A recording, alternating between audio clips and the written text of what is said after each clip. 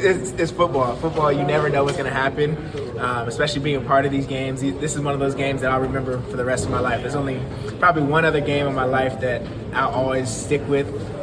So this just got added to that list of just insane games that I've been a part of. So it's just cool to be able to watch, and shout out to Spencer for making that last kick. That's huge.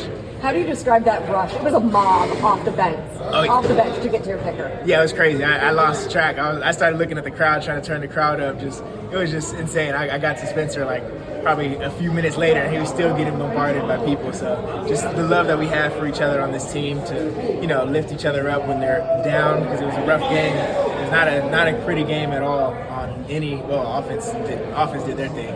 Defense for us, we had to be better, but the fact that they carried us through it, and we got the stops when we needed to, it was just a complete team win. 2 weeks, 2 interceptions, another great celebration. Yeah, we're going 17 for 17. Yeah, that's the goal.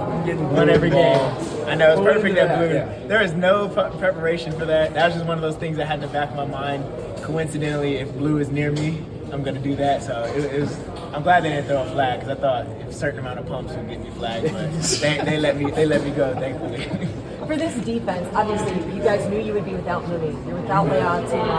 What does it say about this group, the depth of the way that you guys were tested, your resilience? You found a way to pull that out. Yeah, the next man up mentality. Every single person that's on roster or people getting elevated from practice squads to be active, every single person is held to a standard that you're going to play, and you have to play well when you're in. So I think we were able to go out there and show that we can win games no matter who's playing, because we have such good depth and people that are focused throughout the week and preparing as if they're a starter. But like I said already, we didn't like the game that we had on defense for the most part. There's a lot of things to fix. Shout out to Lou Anarumo, man.